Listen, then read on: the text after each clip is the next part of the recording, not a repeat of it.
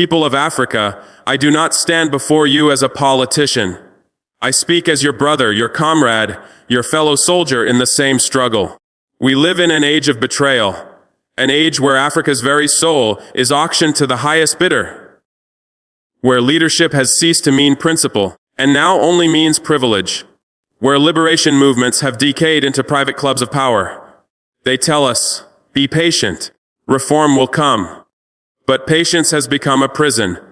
Our people are tired of begging for the fruits of their own soil. Look at South Africa, a land watered with sacrifice, a nation that once stood unbreakable against apartheid.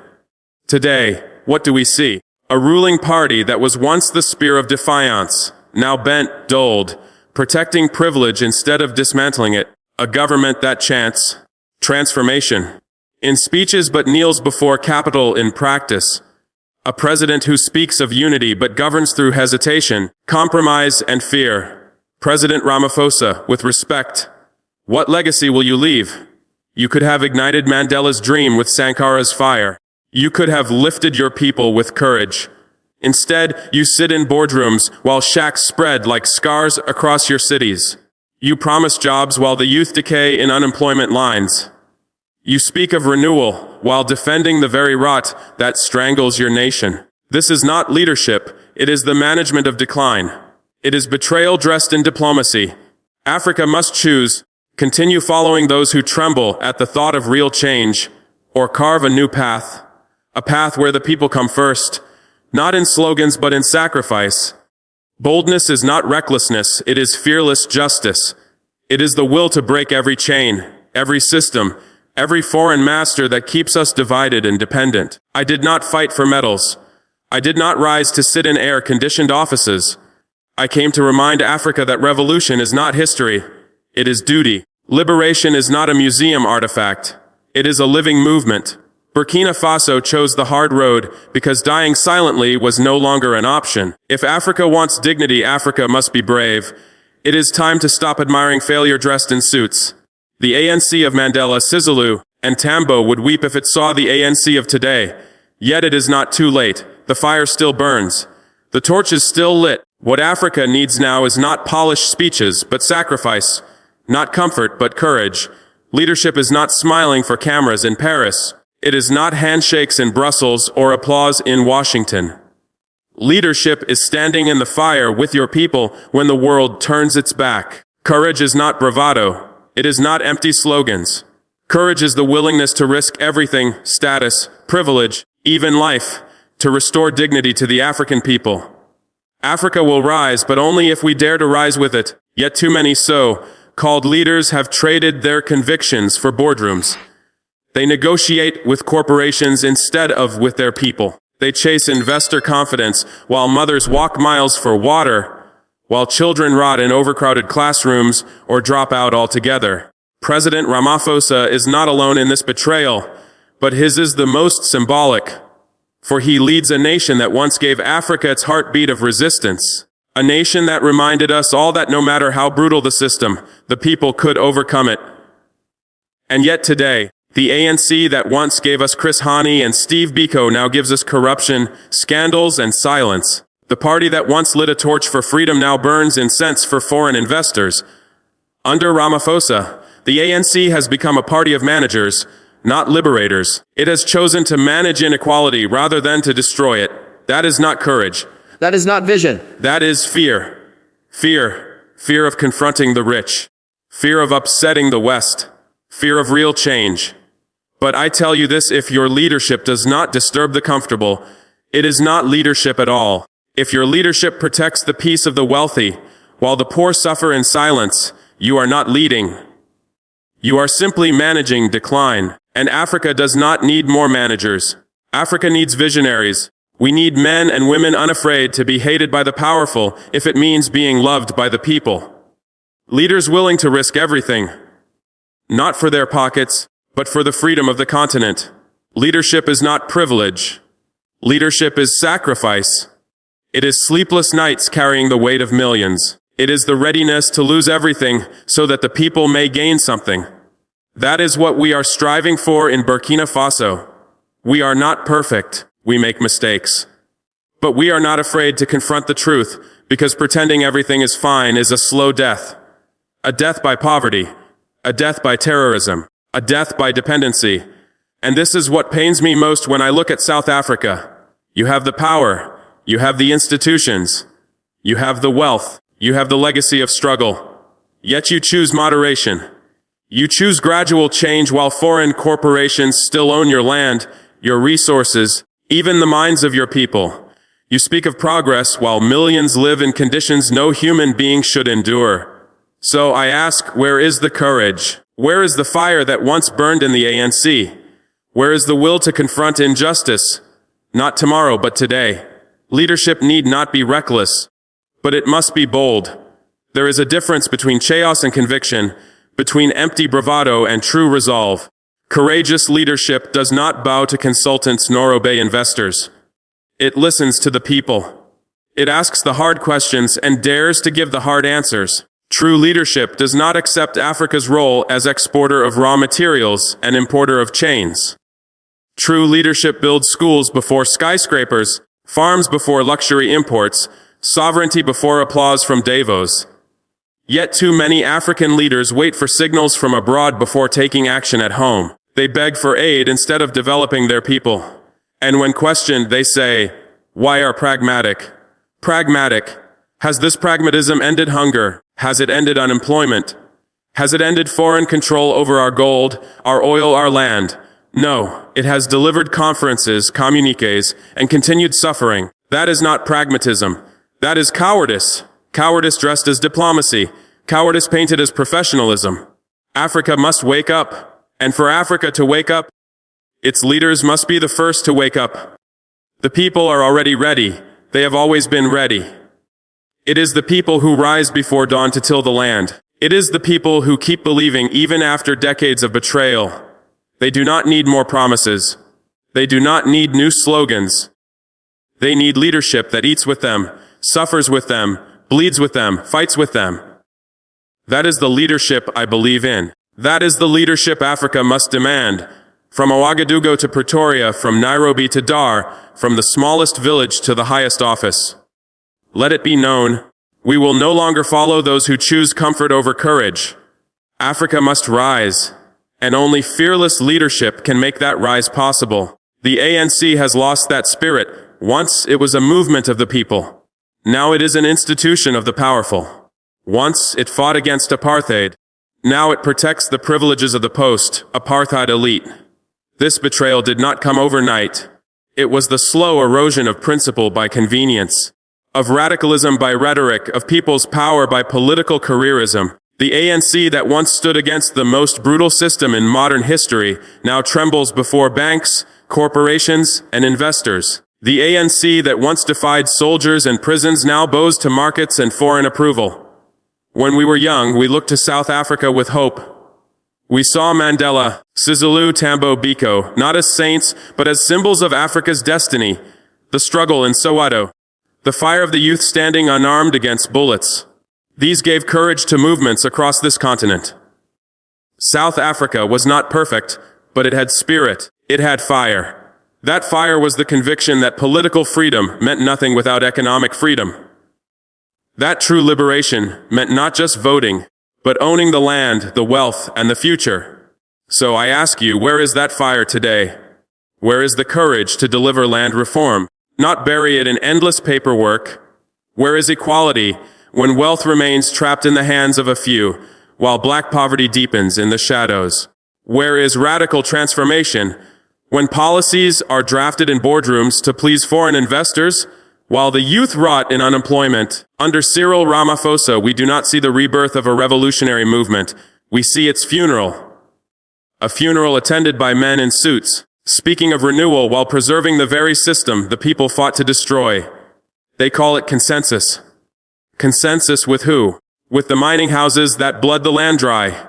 With corporations that dictate national policy. With consultants who design economic models that never touch the streets of Soweto or the villages of the Eastern Cape. This is not what the people fought for. This is not what Chris Hani gave his life for. Hani spoke of socialism, of working class power, of liberation beyond the ballot box. He was not assassinated for being polite. He was assassinated because he threatened the same powers that still strangle South Africa today. White capital, multinational corporations, the global financial order built on black suffering. And the ANC has forgotten this truth. Now it walks hand in hand with the very forces it once condemned. Its leaders hide behind walls, while the people live behind broken promises. They sing struggle songs during campaigns, then govern with neoliberal policies that betray the struggle itself. Let me be clear, I do not hate the ANC, but I will not lie for it. And I will not remain silent while it buries the fire of Africa under cowardice and compromise. I grieve for the dream that has been betrayed, for the comrades who gave their lives believing in a future that now feels further away than it did 30 years ago. I grieve for the mothers who trusted that democracy would bring food and dignity, yet still watch their children humiliated by hunger. I grieve for the youth told that education is the key, only to find the door still locked by corruption and inequality. But grief alone is not enough. Let us speak honestly, the ANC has become a machine for elections, not a force for liberation. It drafts glossy documents, speaks of long-term visions, yet fails to deliver bread, jobs, dignity today. It protects institutions that no longer serve the people. It compromises with forces that demand only more chains for the poor. And so I do not speak only to South Africa. I speak to all of Africa. Do not worship movements. Do not imagine that because a party once led a revolution, it will always serve the people. Revolutions are not inherited. Revolutions must be renewed. Through struggle, through sacrifice, through action. If we keep following leaders who have abandoned the people, then we too are complicit in our own oppression. To the youth of South Africa, you owe no blind loyalty to any party. Your loyalty belongs to truth, to justice, to Africa's future. If the ANC cannot return to its roots, then you must build something new. If the ANC cannot confront the banks, then you must. If the ANC cannot reclaim the land, then you must. Because the power has never been with them. It has always been with you. Africa's future will not be written by those clinging to the past. It will be written by those who dare to break free from it.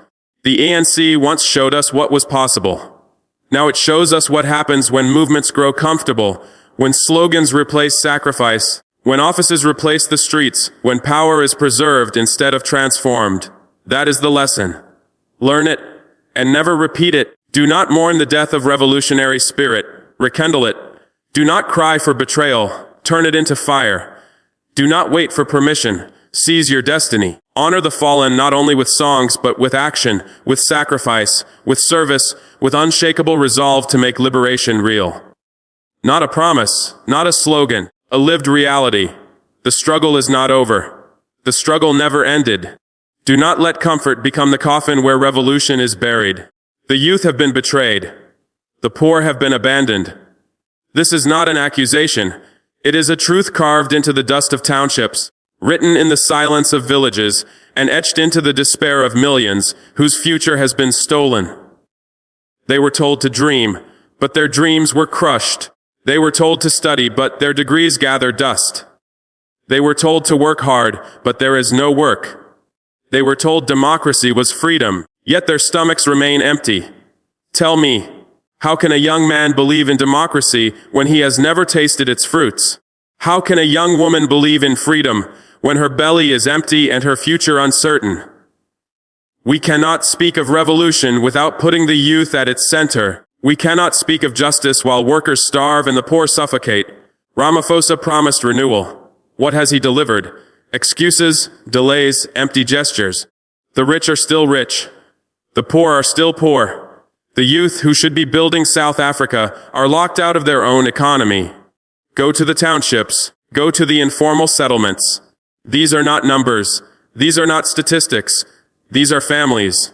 These are futures abandoned. Children walk kilometers to collapsing schools. Graduates sit at home with nothing but despair. Parents sacrifice everything only to see their children inherit nothing. This is not freedom. This is not transformation. This is decline, decline disguised as stability. So leadership must answer, who do you serve? From what we see, it is not the people. It is the markets. It is the old colonial order where Africa provides cheap labor, raw materials, and silent obedience. And when the youth reject silence, what do they get? Rubber bullets, tear gas, brutality. When workers demand dignity, they are branded troublemakers. When the poor demand justice, they are told, wait. But every delay is a death sentence. Every postponement is another wasted life. To leaders who think they can ignore the cries of the youth, you are wrong. The anger is rising. The betrayal will not be forgotten. This generation is watching, and soon they will act. Not out of hatred, but out of necessity. They will not wait for you to hand them the future. They will take it. That is why Africa must choose a different path. Not the false one designed in boardrooms, but a path where education is not just law on paper, but life in practice. Where training and entrepreneurship are not slogans, but survival. Where land reform is not a debate, but a reality. Where the informal economy is supported, not strangled. The poor do not ask for miracles. They ask for fairness. The youth do not demand perfection. They demand opportunity. Our duty as leaders is not to pacify them, not to lecture them, but to serve them. Because Africa cannot rise while its youth are unemployed. Africa cannot be free while its poor remain chained. The true wealth of this continent is not in gold or oil or diamonds. It is in the people, in the hands of the youth, in the backs of the workers. If we waste them, we waste Africa. If we betray them, we betray Africa. So let us stop pretending. Let us stop chanting tired slogans while the people starve. Let us face the truth with courage. Yes, the youth and the poor have been betrayed, but they will not be betrayed forever. A storm is coming, and those who fail to act with justice today will answer to the people tomorrow. I stand with the youth. I stand with the workers.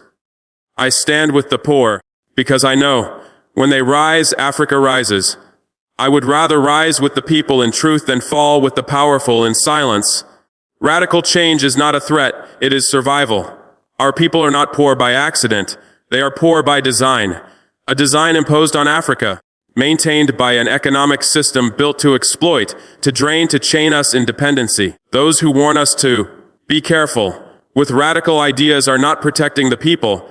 They are protecting the status quo. They defend stability. But whose stability? The stability of elites who dine in luxury while the masses eat nothing. The stability of markets that grow fat while children waste away. We have waited long enough. Through structural adjustment, foreign loans, donor conferences, free trade scams. And what has patience delivered? Broken schools, jobless youth, stolen land, mines stripped bare while our people dig with their hands. Enough. Colonialism was never only political. It was economic. And though the flags change, the chains remain. Revolution is not chaos. It is correction. Correction of a system that treats Africa as a mine, a plantation, a dumping ground. Correction of a model that puts profit above people, investors above sovereignty, mining above education. Look around. Who owns the land? Who owns the banks? Who owns the mines, the energy, the very lifeblood of our nations? Too often it is not African hands. And even when it is, those hands operate under foreign rules, foreign capital, foreign masters. You cannot decolonize a society by changing a flag, but leaving the economy in chains. You cannot empower a people by forcing them to compete in a rigged game. Radical change means building an economy for Africans first. It means land redistribution, not as theory, but as policy.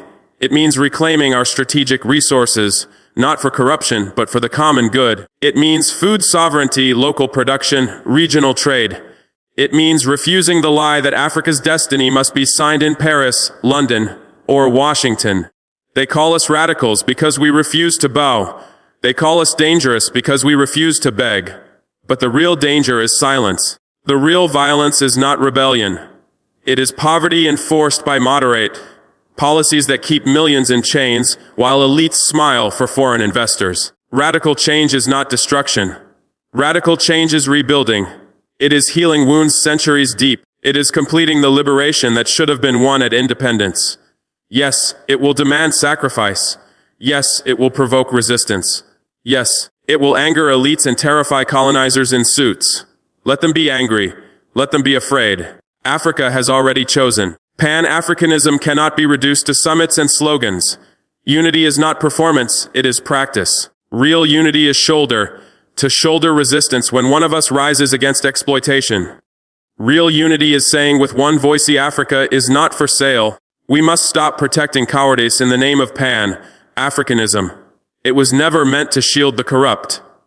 It was meant to unite the oppressed. So let us unite not to preserve thrones, but to protect the people. Not to shake hands with colonizers, but to lock arms with one another. The people are watching. History is watching. And history does not forgive cowards. The time to rise is not tomorrow, it is now. Not for applause, not for fame, but for justice, for dignity, for Africa.